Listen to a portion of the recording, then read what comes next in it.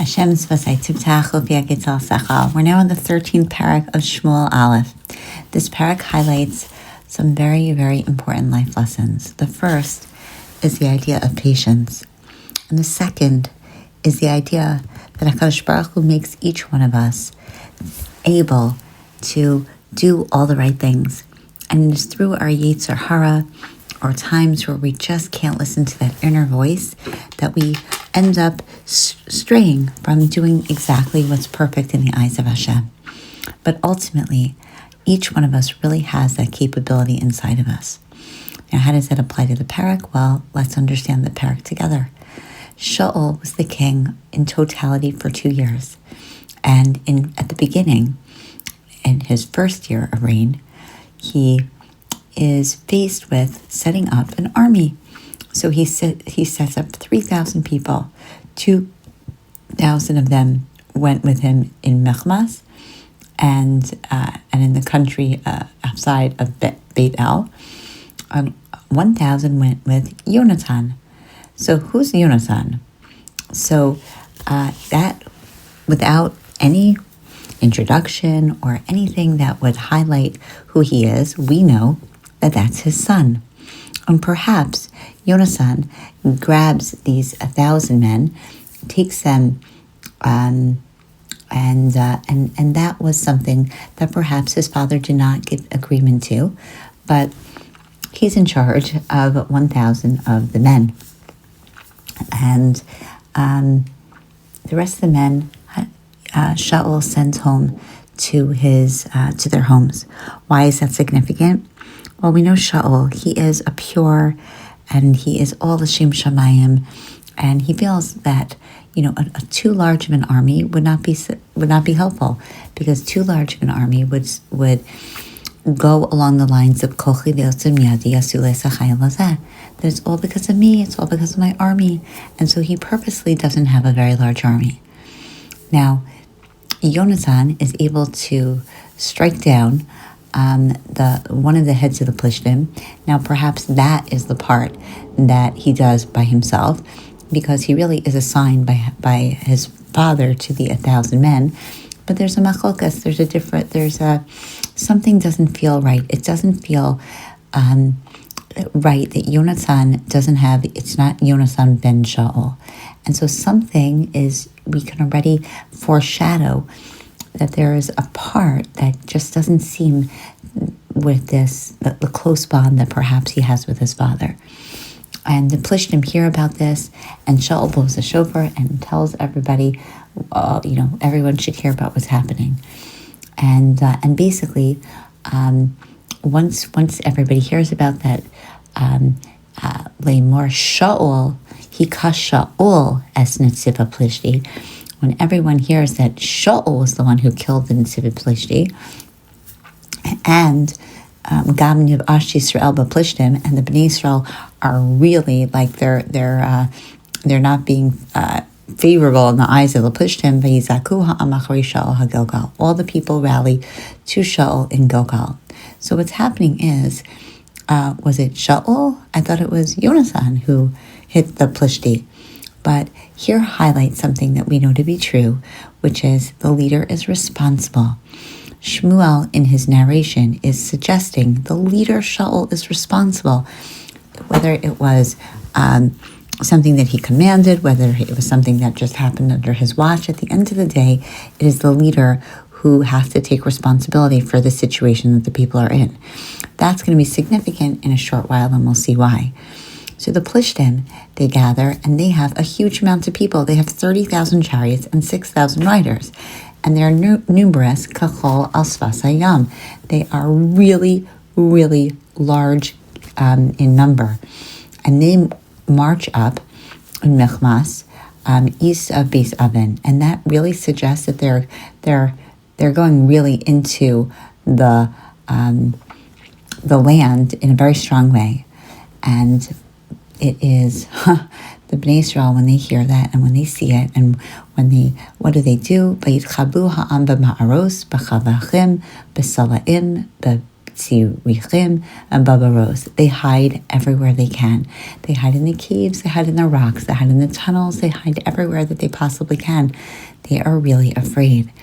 There is a level of fear here. That's not really great. That doesn't bode well for a king who is defending the people and the people are just hiding. Perhaps not as comfortable with the small army that Shaul has gathered up. Some of them even cross over to the other side of the Yarden, which again suggests that there's a level of fragility of what's happening under Shaul's watch. Now, Shaul might be feeling it. He might be understanding that the people who are rallied around him are really alarmed and don't know what to do. So he waits the 7 days. Remember, he has to wait the 7 days for that Shmuel had told him to. But Shmuel doesn't come after exactly the 7 days. And the people are starting to get, they're starting to scatter. They're starting to get very uncomfortable with, oh gosh, like, what are we waiting for? Now, here's the test. And here's what we had highlighted in the beginning. When we first suggested that there's this mitzvah called patience, and Shaul needs to have patience. The Gemara talks about that it's really like an army person, who is doing everything that he can for the king, and he's working really, really hard to be able to, shine everything up and get everything ready. And then he decides just right at the end, you know what, I'm a little bit tired, I'm just going to rest for a minute. And while he's resting, the king passes by and then says to him, like, what are you doing? Why are you resting? Like, that's not cool. You shouldn't be resting. You have to be working. What are you doing? And he gets himself into trouble when all the while he really was waiting and doing and trying everything for the king. But at the end of the day, that's not what the king saw. And similarly here, Shaul waited for 7 days and he's trying his best. He rallies his army. He's doing everything right. And yet the people are starting to scatter. And instead of just holding steady just for a little while longer, he doesn't. And so what does he do? He starts to give the korban. And because he's worried that the people are leaving. Oh gosh. So what we're highlighting here is that the people are leaving. Oh no. Who is in charge? You're the king. Why is it that again the people are dictating to him what is going on? Not the way that a king should be, right? A king doesn't make them scatter and hide in caves. A king doesn't tell them what to just wait and watch as they are scattering and leaving. He's not completely in charge. Now, what does he do? He starts to give the korban, right, which was supposed to be done by. We know that once Shmuel gave over Shaul the kingship, things changed dramatically. How did they change? Well, the religious leader is no longer the religious leader, but now it's split. The religious leader is one part, and the political leader is another part. Now, Shaul is the political leader. He should not be in charge to decide and give over the karbanos to Hashem. That goes to the spiritual leader, who is Shmuel. So he's crossing over. He's mixing, church and state here. That's not the way that he's supposed to be doing it. The second is he really doesn't have any patience, right? He has literally he could have waited just a little while longer, and he doesn't do that. And so let's see what happens. And so as soon as he's finished giving the korban, Shmuel comes and Shaul comes to him to welcome him, as though, what? Well, you're not noticing that you did anything wrong? And Shmuel says to him, Ma asita, what did you do? Now Shaul could have had a lot of different answers. And what does he answer? Ki ra'isi ki nafat ha'am me'alai. The people, they were starting to leave. Ba'ata lo ba'ata, and you weren't coming. L'mo'ed yamim, for at the time that you appointed. And the plishim nasu michbas. And the plishim michbas. So what is he doing? He's taking the blame, and instead of putting it on himself, he's putting it on the situation and on the people. That is not the sign of a leader. A leader takes, remember, full responsibility. He's not doing that. In contrast, David HaMelech, that is exactly what David HaMelech does. When he says, Chatati Lashem, I did wrong. He takes full responsibility. Here, it's kind of reminiscent of Adam, right? When Hashem questions, Adam, Ayeka, like, where are you? What's going on here? And here Shaul completely passes the buck along and doesn't take responsibility. And so A, he crossed over in his level of responsibility as religious king. B, he let the people dictate. C, he doesn't take responsibility when he's caught. And Shmuel, points a finger, and so he points a finger at somebody else. But Omar, and I thought that the Ata, now you're doing Plishtim alai ha-Gilgal, that the Plishtim are coming to Gilgal, and I didn't know what to do, and I tried to get to Hashem. V'tapak ve'aleha olah. So I forced myself to give the korban. Wait a second, what does it mean to force yourself? So here's what we learned, the second point that we made. Every single person has inside of them the right answer. And he wasn't giving the right answer because he had forced himself to do something that went against his grain. He knew deep down inside what the right answer was. Wait for Shmuel. But he just couldn't. He couldn't allow that piece of himself to come out. And so instead, he ended up giving a korban. So Shmuel says to Shaul, "Ay, that is not good. Niskalta lo shamarta et mitzvahs Hashem. You didn't act correctly. You acted foolishly. You didn't keep the thing of Hashem, the mitzvahs of Hashem. Ay, ay, ay, ki ata hechin Hashem et malachtecha al Yisrael ad olam. Otherwise, Hashem would have given you your kingship forever." Wait, what do you mean? Kingship forever? No way. We know that that's not true. Yehuda was supposed to get it, but perhaps there could have been a piece of the kingship that would have been in Shaul's domain forever, or in his lineage. Now, we know that later on he's going to do another sin, and that sin is going to also have the same thing, that Hashem's going to take away the melucha from him. So what is it? Was it there? Is it here? What's going on? So perhaps we can understand that what would have happened is that the kingship would have been maybe just taken away from him and given to his ancestors, or descendants, I should say. That it would have remained in some way part of his family. But here he loses one piece. Also, here he loses a piece. Perhaps he could have done tshuva. He could have changed and mended his ways before the next time. Because here it just says that it's been taken away. It doesn't say who was going to be taking it, or any of the appointed people. And so we know that if there's a nevuah of some sort that is negative, it could be changed through tshuva. If it was positive, it would never have been changed. So now that your malacha is not going, your kingship is not going to stay around forever. There's someone who's ish kol vavo, someone whose heart, who's able to take the piece of his heart, that yitzer hatov, and bring it to fruition. He's going to be the nagid. He's going to be the ruler and the controller over the people. Ki lo shamarta es asher tzivisa Hashem, because you couldn't fulfill your the commandments that were given to you. And then Shmuel just leaves. And now Shaul is left in a really precarious situation, and all he has is 600 people.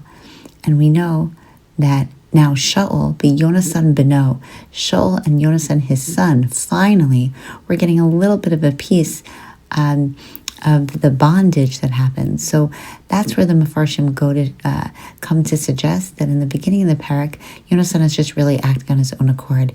But then, with all of this, with the softening of the situation, and with the needs, and just seeing things in a different way, Shaul and his son are together. Perhaps it's also highlighting Shaul and his son are both not going to be leaders, and so they're in the same boat once again. And so they have an army. The army is really small, and not only is the army really small, but they have the worst part is that there are 3 different groupings, and those groupings are going to go out to fight. And the Bnei Israel, they don't have any weapons, because the Plishtim were so afraid that they were going to make swords of spears that they made sure that there was no such thing. And so they don't have any weapons. The only two people that have weapons are Shaul and Yonasan. Everyone else does not.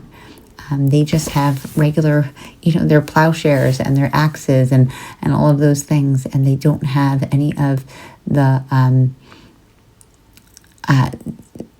so they barely have any, they have no weapons, and that's not a sword, not a spear was found in any of the troops. Here's the war. The war's set up right now, and we're going to stop and end the Perek the way that it is that we're outnumbered. We have a very small army. We have no weapons. And Hashem just took the mamlacha away from Shaul. So the Jews are in a precarious situation.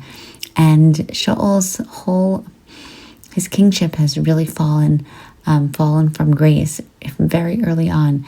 And the two midos that we can highlight are the midos of patience, and also the idea that that the Yetzer Hara can be very, very strong, but when Hashem dictates and tells you what to do, you just do it, and that takes emunah and it takes bitachon.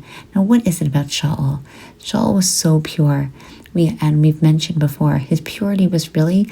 The Gemara talks about that good leaders have to have skeletons in their closet. What does that mean? They have to have some skin in the game in some way for them to be as grounded and to know. Shaul just wasn't that person. He was a huge Talmid Chacham. He was pure. He was righteous. David HaMelech was not as, had a lot of personal sins. And some of them perhaps were even worse than Shaul. But David HaMelech's sins or his weaknesses were personal. They weren't in association with his kingship. Here, Shaul is perfect, but his kingship is just weak. He can't make good decisions. That he allows for the people to make those good decisions. So patience, just to wait it out because he's afraid of the people. There's something that's socially just uncomfortable for him because he really lives in a bubble. Remember, he doesn't know any of the politicians. He knows nothing. He lives in this holy bubble, and he's supposed to lead the people. He doesn't seem to be able to be an effective leader because he can't. He's not associating with them. He's not understanding where they're coming from, and for that reason, it seems like they are dictating his kingship, and that just doesn't work as a king. And they are looking for leadership, and they're not getting it. And so when times are tough, they're hiding in caves, as opposed to really believing that this kingship has the potential to be able to save them. And we will see what happens in the next parak.